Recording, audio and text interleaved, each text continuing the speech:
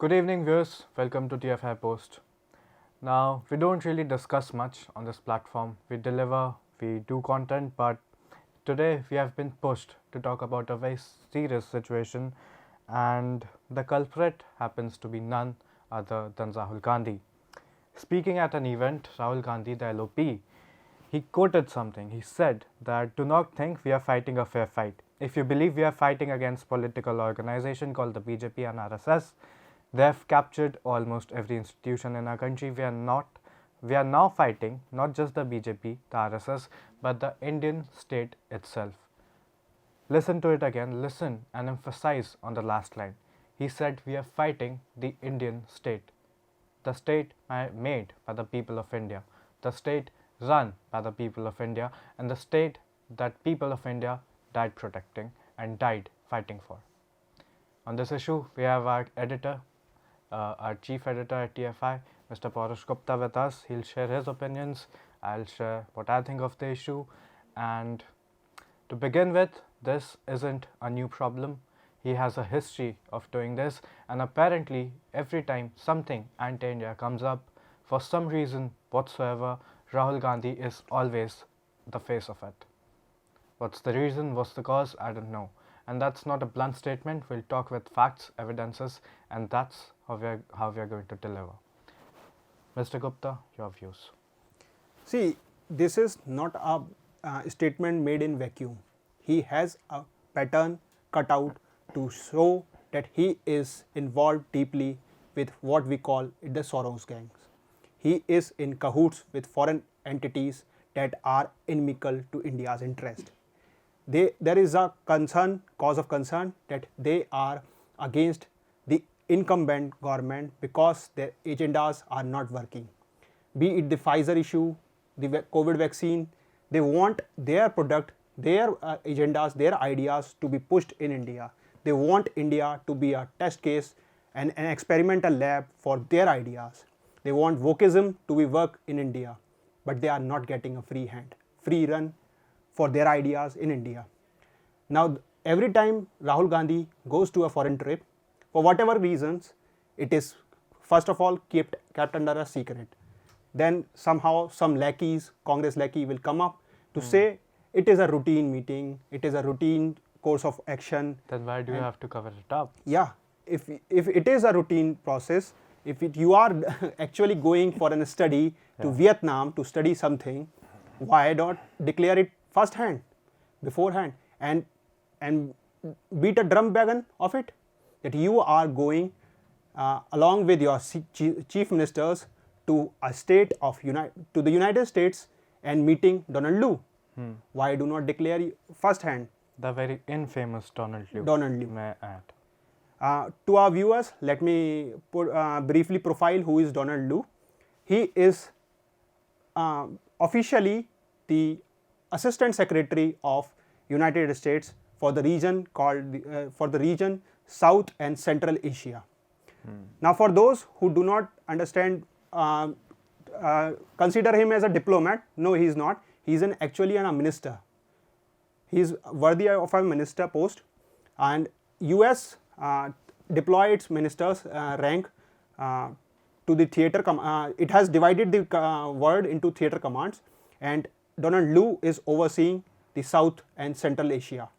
So he is responsible for overseeing US interest in this region, and Donald Lu is the villain who is perpetrating regime change operations, be it Bangladesh, Myanmar, China, not China, Sri Lanka. He is a sellout. He does the dirty work. He is the henchman. So what actually happened last time? In September 2024, Rahul Gandhi met Donald Lu, and what was the location of the meeting? What was it? It was the White House. And Rahul Gandhi met with anti-India elements, Ilhan Omar and others, India caucus. So there is a clear pattern that the leader of opposition and the member of parliament from, where is he from? Amethi. No, he ran away from that. Raebareli. Yeah. So the member of parliament from Raebareli and leader of opposition and the de facto president of Congress party, Nawab Sada. Nawab Zada of the Congress Sort party, of. is a threat and a danger to Indian democracy. Period. There's something more to it. If you think through this logically, Congress hasn't been in power since the last 15 years. Last 10 years, 10 years. 15 will be soon. It's going to happen. Technically, yeah. So, yeah, very practically. Where does Congress gets all of its funds? Sure, you have some volunteer donators, you have some investors. Small states. Not investors, but yeah, sure. People who think in your vision. I don't know why do they think in the vision, but they do for some reason. The one who were the benefactors. Yeah, the one who benefits from them. You have some small states. You have Himachal, which you recently won. And you have big wreaked state- havoc there. Wreaked havoc. You have Karnataka. It's going down the way every other Congress state does. So where exactly is Congress getting all of its funds from? If you investigate, find out, and think through this logically, pointing fingers at something which is not from India, at an entity which is not from India, is quite logical to say, per se. I mean, there has to be money involved for Rahul Gandhi to do his Bharat Jodo Yatra. Yeah. Certainly not coming Bharat from Todo, Karnataka. sorry. That too. Certainly not coming from Karnataka. Certainly, I mean, Himachal is a deficit state. I mean, they can't practically give out money Samosa? to them. Yeah, but They can't that's- fund their samosas. How that's can not, they fund? That's not worth, let's say, 500 crores, is it? So they have to get their money from somewhere. And they have to run an organization that is as big as the Congress is. And so they have turned, it seems, to sell themselves to foreign investors who are practically investors because they have business interest with Congress coming in power. And they're sort of like leeches. They'll leech on anything. They have corrupted Himachal, they have corrupted Karnataka, and they'll do so with any other state they win. For some reason, Telangana is safe. So that's there. And Rahul Gandhi in his speech said that if you believe we are fighting against a political organization called BJP, they have captured almost every institution. Do you know what institution capture looks like? Institution capture is when PC Chaco pinned the 2G scam on a minister from the Atal government. That's the institution capture. Institution capture is not something we are seeing right now. We don't have enough evidences or enough credibility from any institution, any person of high insurance that can invoke the sense that this government is a sellout, this government is corrupt. It's just allegations, allegations and allegations, but in your case, it's a proven, convicted fact that you were a party, that you were people who took money and sold India out. So, and the allegation, the ground of allegations and the basis of allegations are foreign born. Yes. All of this, the material supplied is from foreign sources. Recently, the controversy erupted in the history domain that the Fatima Sheikh fabrication story. We will not go into the historical background of it because there is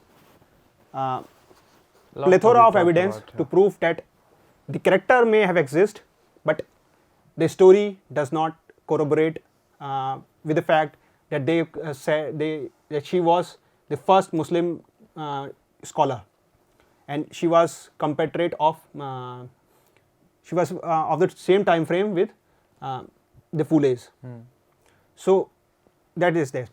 Now the story was that the historian, just like they concoct the history, they concoct facts, they concoct material to fabricate a case like they did in Malegaon, they did in the RSS case to forge RSS in the 2611 cases to pin the.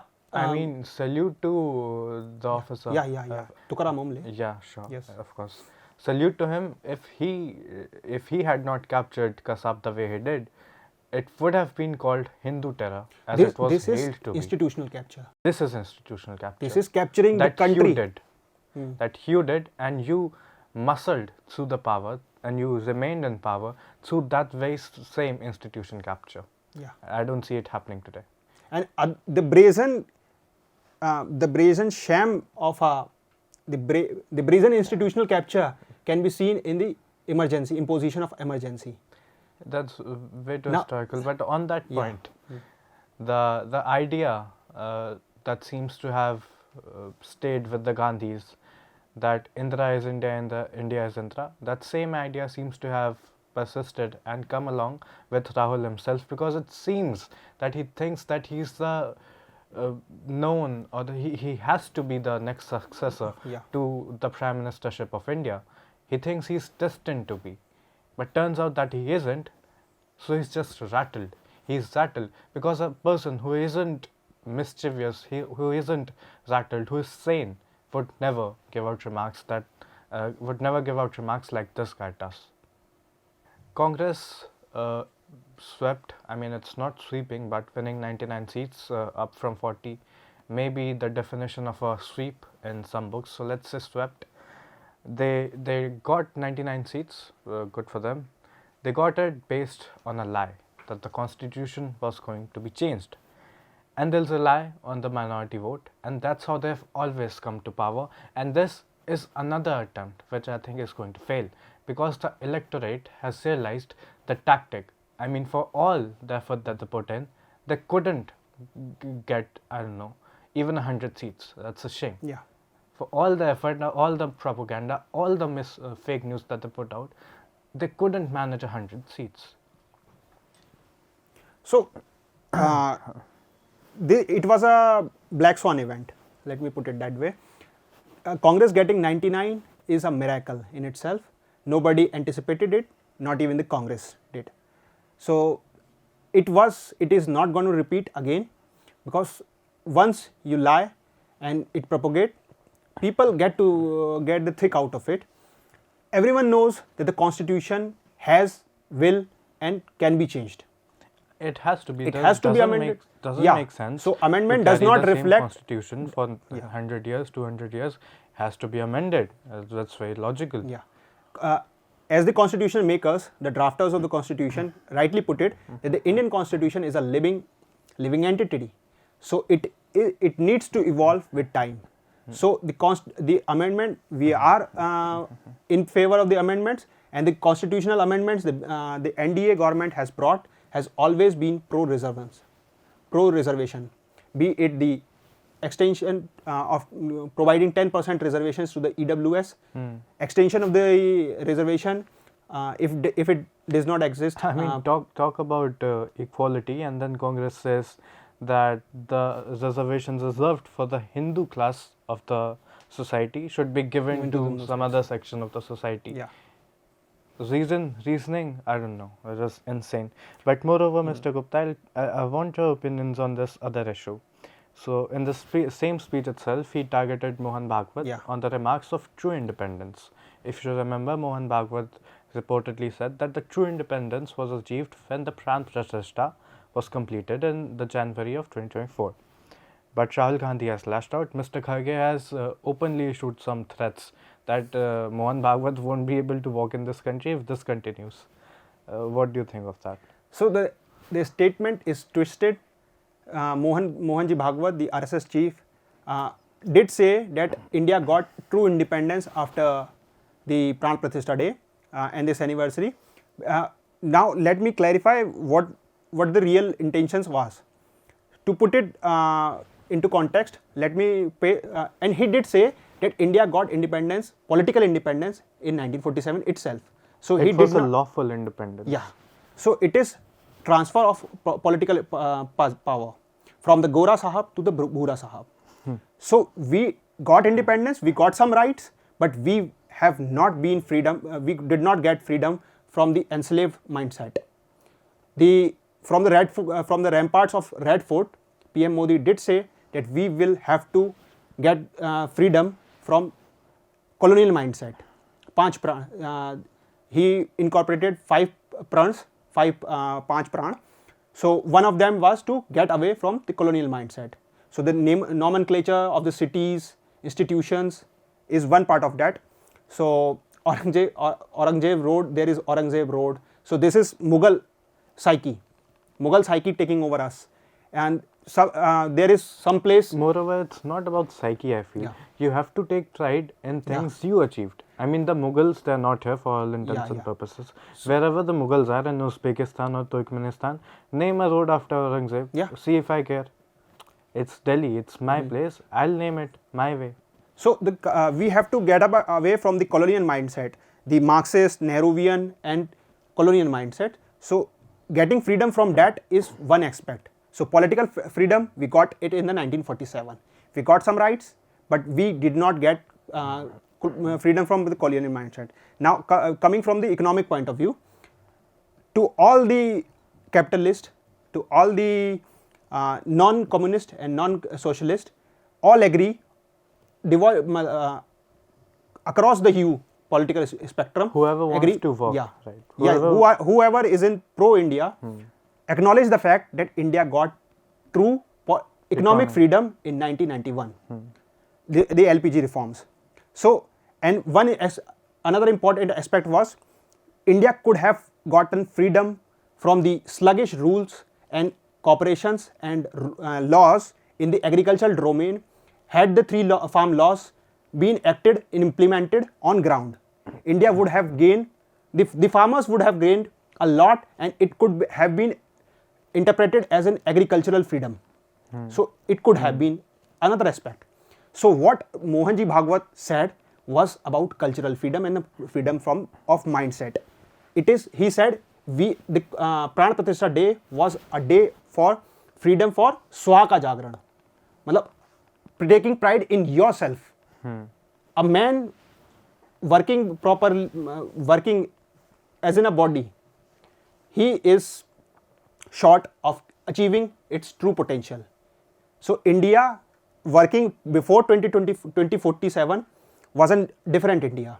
It was working in a proper way, but not in its true potential. The Indians abroad were working in their individual capacity. They were working good, they were working decently, they were benefiting India, they were making India contribute to the GDP and take India to the leaps and grow leaps and wide. But the only missing point was the pride in the Indian civilization, the resurgence of Hindu civilization. Moreover, there's one point I want to make, Parush. You said India attained independence in 1947. Yes, it did. Yes. India attained independence in 1947. But on 15th August 1947, India attained independence, but Bharat was broken. Yeah. And since that is the case, and since we do realize that without the, let's not even the ancient, but the true boundaries that was set in 47, I mean, we don't have that boundaries today in practical sense. So if that is not the case, why can we attest to the fact that it is the independence that we have been truly wanting to, when we don't even have the territorial ambitions fulfilled that we wanted to? More in the same speech, if you do remember, that he accused Mohanji Bhagwat of treason, saying that he does not aspire by the Constitution of India, and the RSS people does not salute and honor the tricolor. So it is a statement of falsehood. It is a plain lie. So in the same speech, he did accuse Mohan Bhagwat of committing treason. On the other hand, he was the one committing treason. His statement reeks of treason, because to say that we are fighting against the Indian state is itself parroting the same language of that of communist and that of secessionist forces like the ones in the northeast, the Naxals. And why not? He is the same person who has put his political capital behind the urban Naxals, the Tukde gang and its lead Kanhaiya Kumar. Kanhaiya Kumar is now in the same circles, inner circles of Rahul Gandhi. He is taking advice from communists. So it is but natural for such a statement to be coming out of Rahul Gandhi's mouth. Moreover, there's one more thing I would want to add. If you remember, in Obama's autobiography, he mentioned a character trait of Rahul Gandhi. He said that Rahul wants to impress people, but he's immature and he can't do that. So I think that shows in his nature. He wants to make these big statements that make people go like, wow, what a leader. I mean, he should be the next Mohandas Karamchand Gandhi for whatever he was worth. But apparently he just ends up being Rahul Gandhi. There's nothing special about him, and he cannot digest that fact. I mean, I'll go as far as to say that Miss Priyanka, for some reasons that are very evident, has been a much more and much capable political operator than whatever Rahul Gandhi has ever achieved. Oh, I disagree on the second part, later part. Okay. Priyanka Gandhi will sure. turn out to be a more foolhardy person. Now let me put an emphasis on Rahul Gandhi's intellectualism. So this banda, Rahul Gandhi, wants to show himself as the epitome of knowledge on Hindu scriptures as well. So he is a retarded man who only knows how to do bravado. Wasn't he the one who said Rahul Gandhi ab mar gaya, ye dusra Rahul Gandhi hai? He is dead. He is Politically spiritually enlightened, physically annihilated person. So let me highlight what intellectual depravity of Rahul Gandhi is. Rahul Gandhi brings about anything from the Mahabharata times. Say, did laptops fall during the times of Mahabharata? No. It will fall. But it fall from this time. So Mahabharata was good. So GST was not in the Mahabharata time. So this era is bad. If laptop fall in this time, but it did not fall in the Mahabharata time, so Mahabharata was good, and this time, this era is wrong, and Modi should resign. So Rahul Gandhi thinks in his own language. Today itself, he said the Congress building, and it is natural for him to say it symbolizes this and that and everything. And Congress, and I do not want to demean the contributions of Congress and its ideology. Congress has an ideology, and the Congress leaders should vouch for it and should work on that, because we do not want India to be run on a ideological basis on one political party, one party system. We like multi-party system. So it is good. But the Congress, Rahul Gandhi, while symbolizing the building, he did say, while emphasizing symbolism of the building, Rahul Gandhi did say it is the duty of the building to spread its ideas. How will the building itself spread its ideas? In the ancient times, there were gurus who could invoke life in non-living things. Probably you and I don't know, but Rahul Gandhi is one of those gurus. He is from the pre-Vedic period. He started the Indus Valley civilization. By the way, Rahul Gandhi also does scriptures, lessons on scriptures.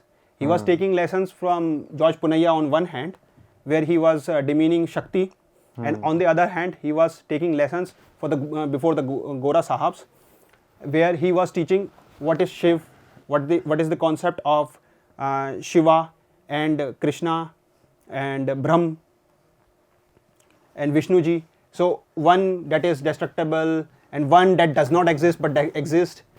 So these are the terminologies that sound well, and it is but the inane words does not mean anything, but it is only a word salad. That's the byproduct of Rahul Gandhi's mind. Now, I want you to help me on something. I'm sort of ignorant and uninformed on this issue. I mean, I understand the PM going out of the country to meet other dignitaries, to establish relations, do some deals, and the way things work. What exactly is the purpose of Rahul Gandhi's foreign visits? If you could give me some reason behind it. Let me cut some slack for the. Why does the LOP have to go outside the country? For what reason exactly? So there is, as per the rules of the conventions, rules and conventions of the parliament ascribed in the rule books, the LOP does carry the same weightage that of an cabinet rank minister. So let us cut some slack for the leader. So he deserves to undergo foreign visits. He But that- does, but yeah. what's the reason for it? Why is he? So What's the it purpose? is just like that. The government is in a continuation. So the government, so there can't be a mistrust between let's say UK and the opposition parties, US and the opposition parties. So you have to be on some page with the foreign leaders, because all of a sudden, let's say in India, if the government changes on the onion price rise, so US and UK will not evolve their policies as per the vacuum. They will not create their You can't have an So you official will foreign policy. always Yeah. you will always be in touch with the foreign leaders. India does as well. So there is no wrong in doing that, but it has to be. So there is overt and covert things. Covertly, you are duty bound to carry out your functions as an LOP. But the same rule book that constitution that gives you constitutional right to undertake foreign visits does also ascribes you as with some duties, that you will not besmirch the reputation of Indian democracy, and not attack the Indian democracy. Let me contrast his conduct as a leader of opposition with that of the previous Jan Sangh and the BJP leader of oppositions. Now, contrary to Rahul Gandhi, who does vouch for foreign interference, advocate for foreign interference in India, because he is losing elections by one bit after it. So I mean, what's the streak? 90 plus, huh? He's in the around 89. 90s. Around 89, one short of 90. Probably break Sachin's record. Yeah. Faster than Virat. Yeah. He will reach 100 before Virat does. So, yeah. So, when Atalji was the leader of opposition, he represented India and he did not target the government. He did not target India. He did not say that India is losing its territorial integrity. India is not selling its territorial integrity. And neither is India doing it in this time. But Rahul Gandhi goes on to meet foreign dignitaries who are inimical to India's interest. He meets Donald Lu, who is a regime change expert. And these are clandestine meetings. These are meetings not ascribed in the rule book and as per the LOP. He met before he was an LOP. He is meeting in person with as an LOP, and these and the rule books describe these meetings as official meetings. These are official meetings. You are going as a leader of opposition, duty bound. You have some roles, so your meetings will be official. But the meetings that we are actually talking to is clandestine meetings, secretive meetings, where you hatch plan to target government, to target the Modi government, and you are doing what urban Naxals does, the Soros gang members does. I think we are still not aware of the MOU. fact of So, China and like he did call for advocate for foreign interference in India's democracy to save India's democracy, like it is the Gora's duty to save Indian democracy, even if it is India's democracy is in danger. If I remember correctly, he did say that your people are not doing the right thing. Yes. Something like that. Yes. Yeah, something along You those are lines. you are not keeping a close visual. Something along those lines, yeah. He wanted foreign interference. And then he got schooled by a Harvard student. Yeah. In the same interactions, Unbelievable. an Indira Gandhi fanboy, old man, he was an old man, so he was an Indira Gandhi fanboy. He was all praise for Rahul Gandhi, Indira Gandhi, and Rahul Gandhi was all smiling. and then all of a sudden he यहाँ से क्या कर दिया? 180 degree घूम गया. So the same old man, and we should respect his conduct. He was a Congressee, and he gave quite a lecture, quite a full to Rahul Gandhi. That's what I'm pointing to. You see, when he was smiling or giggling at the praise hurled at Miss Indira Gandhi, at the late Indira Gandhi, but when things changed and when he questioned Rahul, you should have seen his face. Yeah. That sort of aura that he carries when he's being criticized, it shows that he just doesn't want to be questioned. He doesn't want to be wrong, but he's wrong all the time. So it just he's a so sellout. for He's all a those distant sellout. There's so no for doubt all those about that. viewers who do not remember the incidents, let me highlight it. The old man schooled Rahul Gandhi that as a leader, Indian leader, you should not speak against India's interest on foreign soil, and that is what should be the teachings of Indira Gandhi. And he cited one incident when Indira Gandhi was on foreign soil and some reporters asked her on some political questions. She said, "I will do politics on Indian soil. When I am on foreign soil, I will represent India and not a political leader." Basically, you can't have an official government policy and then an opposition government policy or an opposition policy. I mean, imagine how dumb that looks on the country that's pushing that out. In this case, India.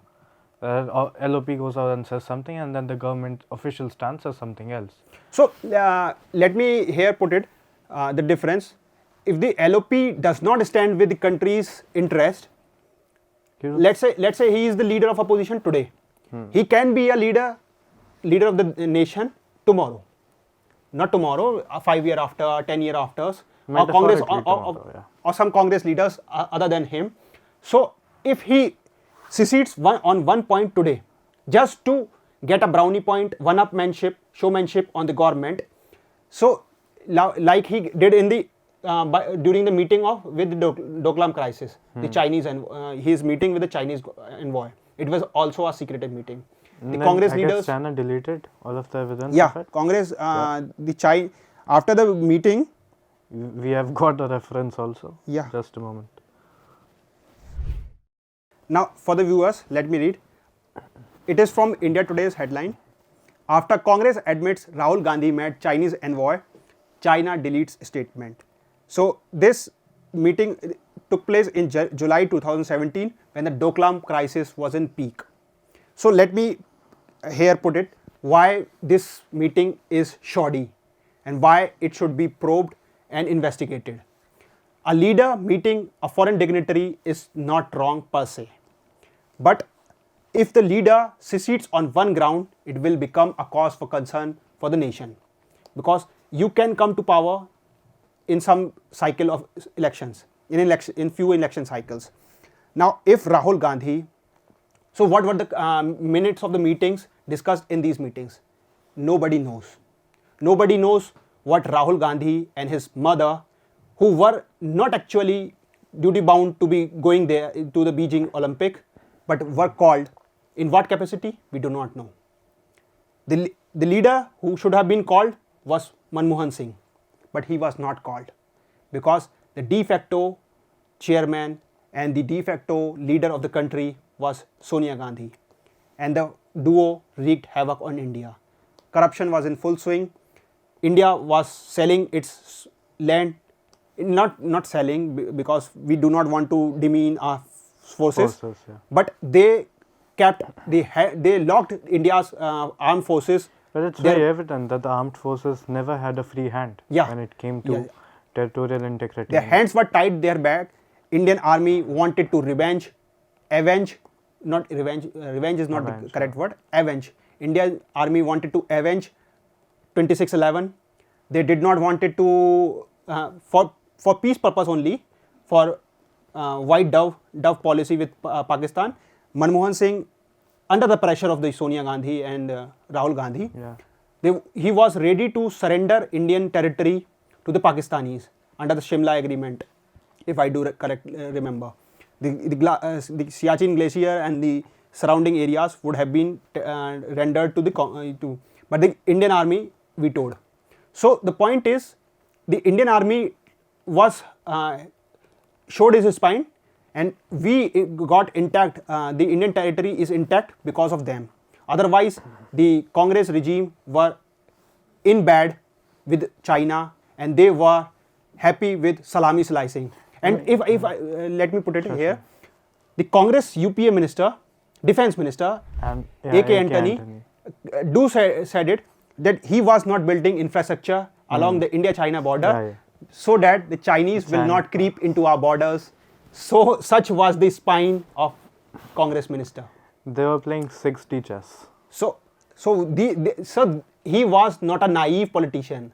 He knew everything, but something were amiss, and that something is MOU.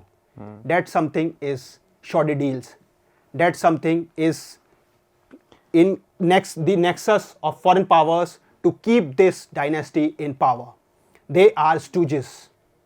This was the same Rahul Gandhi who issued some nonsense propaganda in the Galwan crisis, if I remember, in the Doklam crisis too, that so many people have been killed when no official source said how many people have been They killed. always jump the gun And he some of his members, some of his party members, if I recollect, they also said that we have lost territory along the LOC. Huh.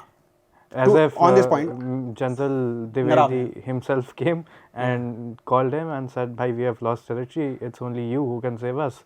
Please do your thing and leak this in media." So this is the reference that recently came up, that Rahul Gandhi was doing an anti-India activity by laying trap for Indian state to walk into, and it was a Chinese trap. Of course. And it was anti-India written over all of it, and Congress, Rahul Gandhi had its hands imprints on it. So what was the conspiracy? Let me explain the booby trap that was set up for the Indian army and Modi government. But luckily, the Indian government and the Indian army did not walk into through. And they're shrewd politicians. Yeah. So they won't get into General M.M. Naravne recently said in a podcast where he clearly demonstrated that the issues, the allegation that India lost its territory on the Indo-China border in the recent ongoing dispute that is ongoing. So he said that India did not lose its ground, period. That's it. That's it. No, nothing more, nothing less. Indian army will do anything that is in the interest of the country. Indian army will strike deep inside enemy territory at the time of its choosing, with the method of this choosing, and by the means it can choose. It does not matter that the reports give us a negative impression that we are employing, quote unquote, reportedly employing Talibani forces to neutralize anti-India forces. But India is doing everything to protect its sovereignty. Said that India will do its everything Indian in its is command. Not a walkover, yeah. I mean, the way Rahul Gandhi talks about it, it seems that Indian army is a walkover. Yeah. And against the Chinese, they'll lay arms in a matter of few hours. That's not the case. They'll fight their way. And if a fight has to happen, which it did at some point, you realize the amount of casualties that the Chinese themselves had to face.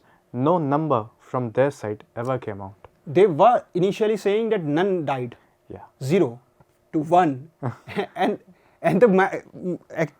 it is funny that according to them, the casualty figure were far lesser than the secondary casualty figure, like the YouTubers who were persecuted for saying that such and such number, XYZ numbers were killed in the battle. I mean, Indian army offers golgappe to them. Yeah, golgappe khayega. They aren't going to lose their arms in a haste. So these are all the things that Rahul Gandhi has been infamous for, and I don't see him being the Prime Minister of this country ever. I mean, for God's sake, if that does happen, it's terrible. But I don't see that happening. I see a new Congress leader coming up, taking up that position, and in the next few decades, that's a long time, but I see a future for Congress that's different from Gandhi, because this way they cannot continue. By all means, today, the statement he said today reeks of treason, and he should be tried in the people's court, and he should not be the leader of opposition, and he should be sacked of its position, stripped of its position, and someone capable of running the show should be running the helm. I vote for Rajiv Shukla. Rajiv Shukla. As LOP. He should be the president. Tell us, guys, if you think the same way. I think Rajiv Shukla would make a great LOP. Yeah. That's it for today. Any more? That's it. That's it. Thank you.